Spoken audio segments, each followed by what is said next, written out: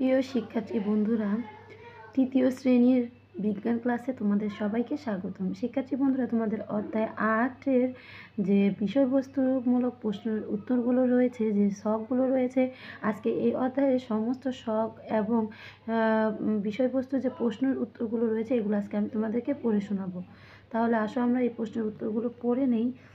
শিক্ষার্থী বন্ধুরা, তোমরা তোমাদের পাঠ্য বইটি বের করো এবং এর অধ্যায় 8-এর 98 পৃষ্ঠাটি বের করো। দেখো 98 পৃষ্ঠায় তোমাদের কিছু প্রশ্ন দেওয়া আছে।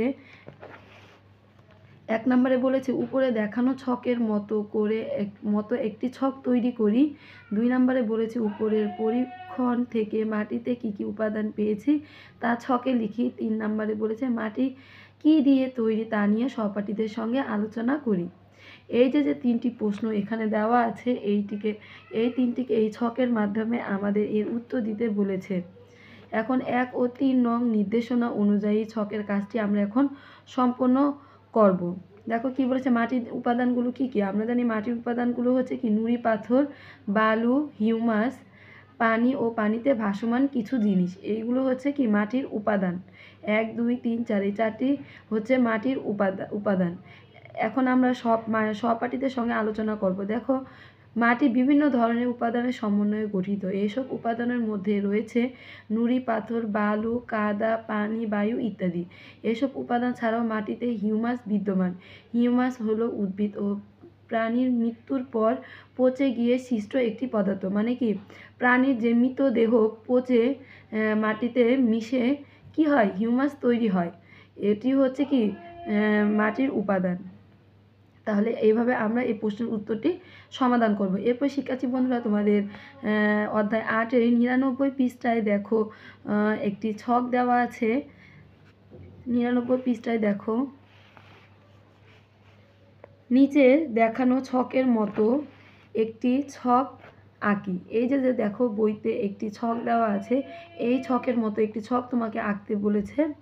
এরপর 2 নম্বরে বলেছে 3 ধরনের মাটির নমুনা সাদা কাগজের ওপরে রাখি এবং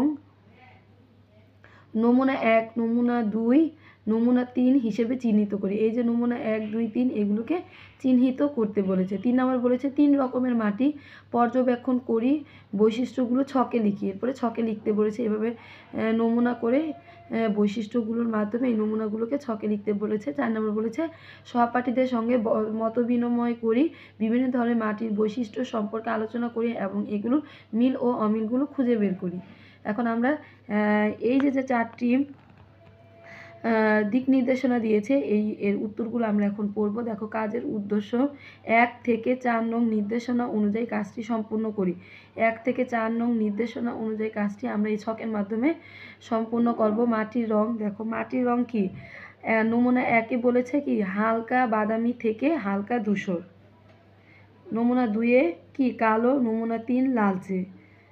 হাতে ধরলে অনুভূতি হয় শুকনা এবং দানাময়। এই যে নমুনা 1-এর হালকা বাদামি থেকে হালকা ধূসর রঙের যে মাটিটি রয়েছে, এই মাটিটি আমাদের হাতে ধরলে কি হয়, শুকনা এবং দানাময় অনুভূতি হয়। এরপর মাটির এই যে নমুনা 1-এর মাটিগুলোর আকার কি বড়। এই নমুনা 1-এর মাটিগুলোর আকার হচ্ছে বড়, আর রং হচ্ছে হালকা বাদামি থেকে হালকা ধূসর রঙের। আর অনুভূতি, হাতে ধরলে এই নমুনা 1-এর মাটিটি হাতে ধরলে শুকনো এবং দানাময় মনে হয়। আবার নমুনা 1-এর মাটির কণাগুলো কি বড়, আকারে বড়। এরপর নমুনা 2-এর মাটির রং হচ্ছে কালো, আর এর হাতে ধরলে এর অনুভূতি হয় নরম ও শুকনো। এরপরে এর আকার হচ্ছে বিভিন্ন আকারের। নমুনা 3-এর মাটির রং হচ্ছে লালচে, আর এই মাটিটি হাত দিয়ে ধরলে ভেজা মাটি, হাতে ধরলে আঠালো মনে হয়। মাটিটি ভেজা, হাতে ধরলে কি মনে হয়, আঠালো মনে হয়, এবং এই মাটির আকার হচ্ছে ছোট। এখন সহপাঠীদের সঙ্গে আমরা আলোচনা করব মাটির রং, গঠন, কণার আকার ইত্যাদি ভিত্তিতে বিভিন্ন ধরনের মাটির বৈশিষ্ট্য ভিন্নতা দেখা যায়। যেমন বেলে মাটি হালকা বাদামি থেকে হালকা ধূসর রঙের হয়, হাতে ধরলে বেলে মাটি শুকনা এবং দানাময় লাগে। বেলে মাটির কণাগুলোর আকৃতি সবচেয়ে বড়, অপরদিকে দোআঁশ মাটির রং কালচে, হাতে ধরলে নরম এবং শুকনো অনুভূতি হয়। এই মাটির কণাগুলো বিভিন্ন আকারের। আবার এঁটেল মাটি সাধারণত লালচে রঙের হয়। এঁটেল মাটির কণা সবচেয়ে ছোট এবং ঘন পানির সংস্পর্শে এঁটেল মাটি নরম হয়, আবার শুকালে খুবই শক্ত হয়। এখন বেলে মাটি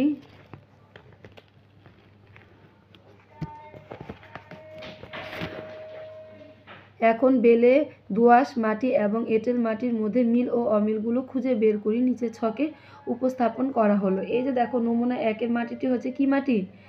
নমুনা 1-এর মাটিটি হচ্ছে বেলে মাটি, নমুনা 2-এর মাটিটি হচ্ছে কি দোআঁশ মাটি, আর এই নমুনা 3-এর মাটিটি হচ্ছে এঁটেল মাটি।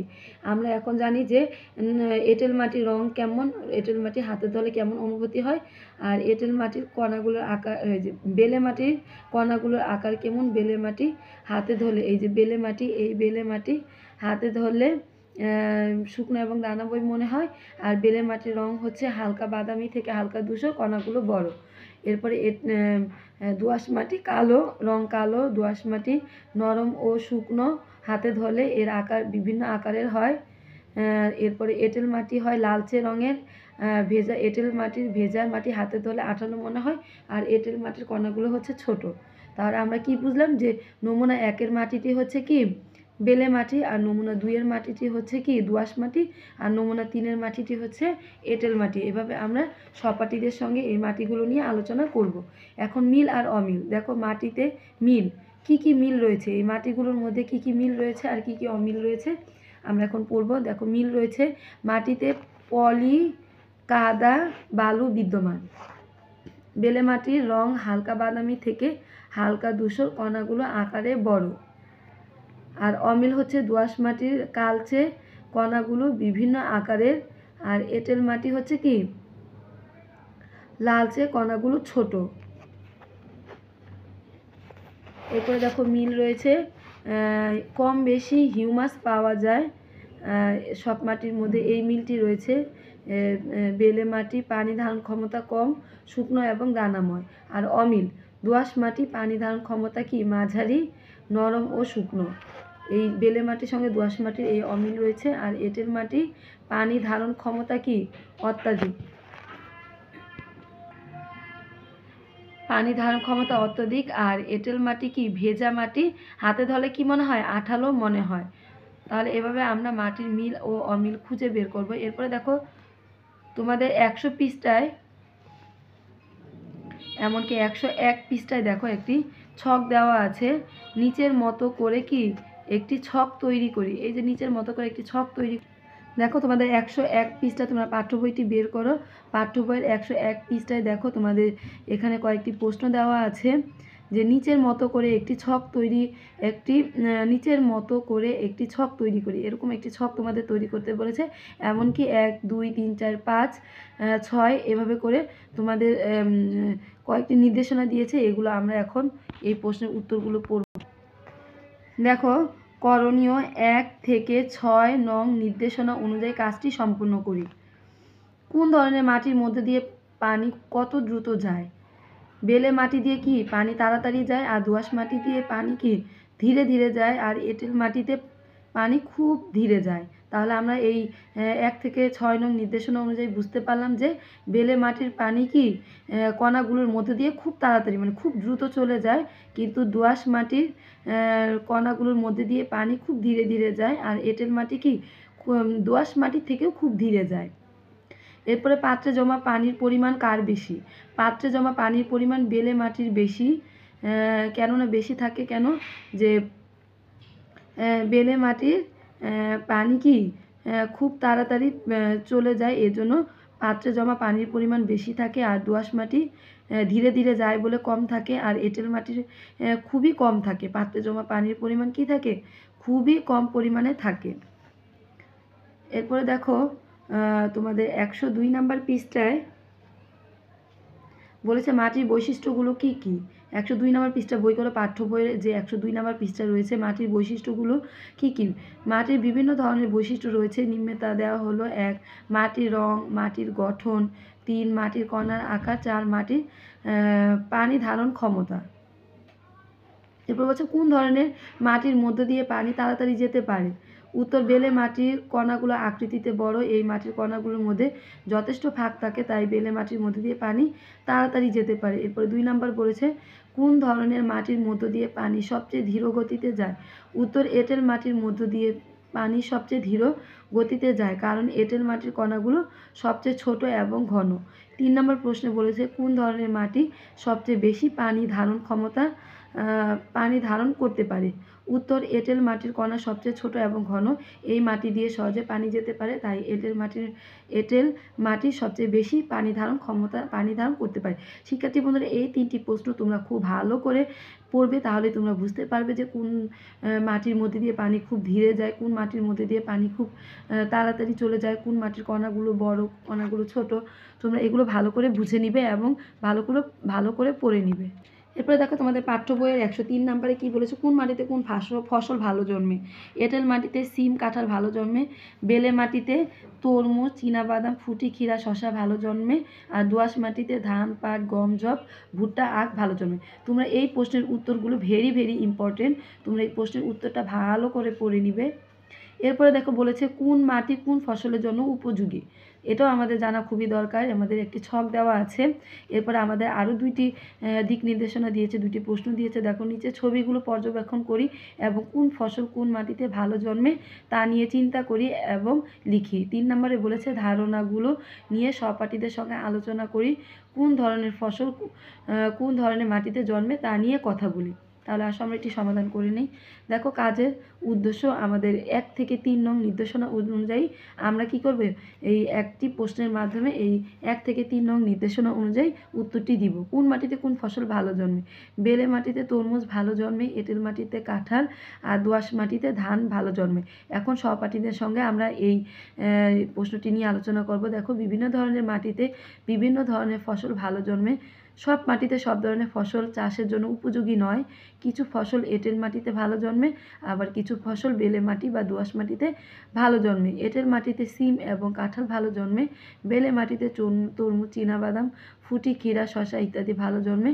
অপরদিকে ধান, গম, ভুট্টা, যব, পাট, আখ ইত্যাদি ফসল দোআঁশ মাটিতে ভালো জন্মে। শিক্ষার্থী বন্ধুরা, তোমরা যারা এখনও আমার চ্যানেলটিকে সাবস্ক্রাইব করোনি, সাবস্ক্রাইব করে দিও আর ভিডিওটিতে একটি লাইক করে দিও। সাবস্ক্রাইব না করলে ইউটিউব থেকে আমার এই ভিডিওটি করা হবে না, কারো মাধ্যমে প্রচার করা হবে না, আর তোমরাও নতুন নতুন ভিডিওটি পাবে না। শিক্ষার্থী বন্ধুরা, তোমাদের পাঠ্য বইয়ের 105 নম্বর পৃষ্ঠায় দেখো তোমাদের এখানে একটি ছক দেওয়া আছে। দেখো এই ছকটি আমরা এখন পড়ব। তোমাদের 1 থেকে 4 নং দিক নির্দেশনা অনুযায়ী এই ছকের কাজটি সম্পন্ন করতে বলেছে। মাটির ব্যবহার নিয়ে কোন কোন কাজে মাটি আমরা ব্যবহার করি। দেখো আমরা কি দিব, হাঁড়ি পাতিল তৈরিতে, ফুলদানি তৈরিতে, দোলনা তৈরিতে, ইট বা কংক্রিট তৈরিতে, ফসল উৎপাদনে, থালা বাসন তৈরিতে আমরা কি করি, মাটি ব্যবহার করি। এখন আমরা এটি সহপাঠীদের সঙ্গে কি করব, আলোচনা করব। মাটির ব্যবহার নিয়ে আমরা এখন সহপাঠীদের সঙ্গে আলোচনা করব। আমাদের দৈনন্দিন জীবনে নানা রকম কাজে মাটি ব্যবহার করে থাকি। খাবারের জন্য মাটিতে শাকসবজি ও ফসল ফলানো, ইট বা কংক্রিটের মতো নির্মাণ সামগ্রী তৈরিতে মাটি ব্যবহার করা হয়। এছাড়াও মাটি দিয়ে থালা বাসন, ফুলদানি, গয়না, হাঁড়ি পাতিল, খেলনা ইত্যাদি তৈরি করা হয়। এখন দেখো তোমাদের 108 নম্বর পৃষ্ঠায় বলেছে, একটি ছক রয়েছে তোমাদের 108 নম্বর পৃষ্ঠায়। দেখো কি বলেছে, নিচের মতো একটি ছক তৈরি করি। মাটি না থাকলে কি হবে? 2 নম্বরে বলেছে মাটি ব্যবহার করেছিল এমন একটি দৃশ্যের কথা মনে করি, যা যদি মাটি না থাকতো তাহলে কি কি হতো তা কল্পনা করি। ছকে ধারণাগুলো লিখি। এরপর 3 নম্বরে বলেছে সহপাঠীদের সঙ্গে ধারণাগুলো বিনিময় করি। আমাদের জীবনের জন্য মাটি কেন গুরুত্বপূর্ণ তা নিয়ে আলোচনা করি। এখন আমরা এই প্রশ্নের উত্তরটি পড়ব। দেখো মাটি না থাকলে কি হয়, আমরা ছকে এভাবে লিখব।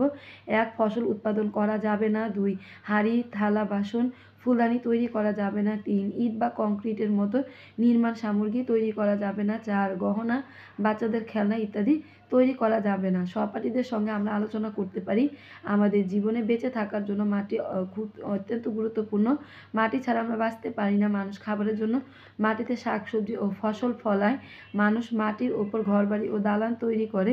মাটি না থাকলে ইট বা কংক্রিটের মতো নির্মাণ সামগ্রী তৈরি করা যেত না। এছাড়াও মাটি দিয়ে বিভিন্ন ধরনের প্রয়োজনীয় জিনিস তৈরি করা হয়, যার মধ্যে রয়েছে থালা বাসন, ফুলদানি, হাঁড়ি পাতিল, খেলনা ইত্যাদি। অর্থাৎ আমাদের জীবনে নানা ক্ষেত্রে মাটির গুরুত্ব অপরিসীম। দেখো তোমাদের পাঠ্য বইয়ের 109 নম্বর পৃষ্ঠাটি বের করো। 109 নম্বর পৃষ্ঠায় বলেছে উপরের ছবিতে প্লাস্টিকের বোতলের ভেতরে থাকা মাটির মিশ্রণের বিভিন্ন ধরনের জিনিস দেখা যাচ্ছে, যেগুলো ক ও খ গ দ্বারা চিহ্নিত করা হয়েছে। নিচে এই চিহ্নিত অংশগুলোর নাম লিখি। এই যে দেখো আমরা একটি বোতল দেখতে পাচ্ছি, বোতলের ভিতরে মাটির মিশ্রণে দেখো ক খ গ চিহ্ন দেওয়া রয়েছে। এই চিহ্নগুলোতে কি কি জিনিস দেওয়া অংশ দেওয়া রয়েছে এগুলো আমরা এখন চিহ্নিত করব। দেখো উত্তর, মিশ্রণের খ চিহ্নিত অংশটি হলো কি হিউমাস। হিউমাস যা দিয়ে গঠিত তা হলো উদ্ভিদের ও প্রাণীর মৃতদেহ। প্রথমে আমরা ক নাম্বার প্রশ্নের উত্তরটি দিব। এই যে 1 নাম্বার প্রশ্নের উত্তরটি দিব। 1 নাম্বার প্রশ্নে বলেছে পানিতে ভাসমান কিছু জিনিস, মানে কি এই তিনটি ক নাম্বারে রয়েছে। এই যে ক নাম্বার যে এই যে তিনটির এই ক নাম্বারে আমরা দেখতে পাচ্ছি এখানে রয়েছে পানিতে ভাসমান কিছু জিনিস, আর খ নাম্বারে রয়েছে কি হিউমাস, আর গ নাম্বারে রয়েছে বালি ও নুড়ি পাথর। তাহলে আমরা এর দিক নির্দেশনা করে বুঝতে পারলাম ক নাম্বারে রয়েছে পানিতে ভাসমান কিছু জিনিস, খ নাম্বারে রয়েছে হিউমাস, আর গ নাম্বারে রয়েছে কি নুড়ি পাথর, বালি ও নুড়ি পাথর। এভাবে তোমরা লিখে দিবে। এরপর খ নাম্বার দেখো 2 নাম্বারে বলেছে মিশ্রণে খ চিহ্নিত অংশটি যা যা দিয়ে গঠিত তা লিখি। মিশ্রণে খ চিহ্ন উত্তর, মিশ্রণে খ চিহ্নিত অংশটি হলো হিউমাস। হিউমাস যা যা দিয়ে গঠিত তা হলো উদ্ভিদ ও প্রাণীর মৃতদেহ। এরপর 3 নাম্বার তোমাদের বলেছে নিচে ছকে দেওয়া বৈশিষ্ট্যগুলো অনুযায়ী বিভিন্ন ধরনের মাটির নাম লিখি। তোমাদের পাঠ্য বই 9 নাম্বার পৃষ্ঠায় একটি ছক দেওয়া হয়েছে। এখন আমরা ছকের উত্তরটি পড়ব। দেখো বিভিন্ন মাটির বৈশিষ্ট্য, হালকা ধূসর থেকে হালকা বাদামি বর্ণের দানাদার প্রকৃতির বড় আকারের কণার মাটিটির নাম হলো কি বেলে মাটি। এই বেলে মাটির বৈশিষ্ট্য হচ্ছে এগুলো। এরপর কালো বর্ণের নরম ও শুকনা প্রকৃতির বিভিন্ন আকারের কণা বিশিষ্ট মাটিটি হচ্ছে কি দোআঁশ মাটি। তাহলে আমরা জানলাম দোআঁশ মাটির বৈশিষ্ট্য হচ্ছে কালো বর্ণের নরম ও শুকনা প্রকৃতির বিভিন্ন আকারের কণা বিশিষ্ট। এরপর লালচে বর্ণের সাধারণত ভেজা এবং আঠালো ছোট আকারের কণা বিশিষ্ট মাটিটি হচ্ছে কি এঁটেল মাটি।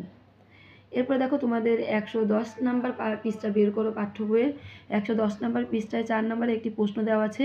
নিচের বক্সে কিছু শস্যের নাম দেওয়া আছে, কোন মাটিতে কোন ফসল ভালো জন্মে তা চিন্তা করি এবং বক্সে প্রদত্ত শব্দগুলো মাটি অনুসারে ছকে লিখি। মানে কি কোন মাটিতে কোন ফসল ভালো জন্মে আমাদের এই ছকে লিখতে বলেছে। দেখো উত্তরটি দেওয়া আছে নিচে। এই যে বেলে মাটি আমরা এখানে লিখে দিব, বেলে মাটিতে তরমুজ ও শসা ভালো জন্মে। আমরা এখানে লিখব এঁটেল মাটিতে সিম কাঁঠাল আম ভালো জন্মে। আর দোআঁশ মাটিতে লিখে দিব ধান ও পাট ভালো জন্মে। এভাবে তোমরা ছকের উত্তরটি দিয়ে দিবে। এরপরে 5 নাম্বার বলেছে বক্সে দেওয়া শস্যগুলোর ব্যবহার করে আমাদের জীবনে মাটির গুরুত্ব সম্পর্কে 3টি বাক্য লিখি। শস্য উৎপাদন, মৃতদেহ, মাটি চাপা, নির্মাণ সামগ্রী তৈরি, তৈজসপত্র, দূষণমুক্ত পরিবেশ।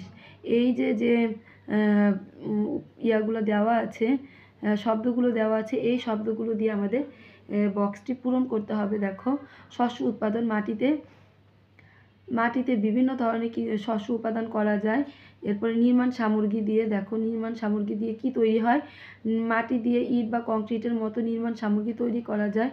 তৈজসপত্র তৈরিতে কি প্রয়োজন হয়, মাটি দ্বারা বিভিন্ন ধরনের তৈজসপত্র কি তৈরি করা হয়। এভাবে আমরা প্রশ্নের উত্তরটি লিখে দিব। শিক্ষার্থী বন্ধুরা আজকের মতো এই পর্যন্ত।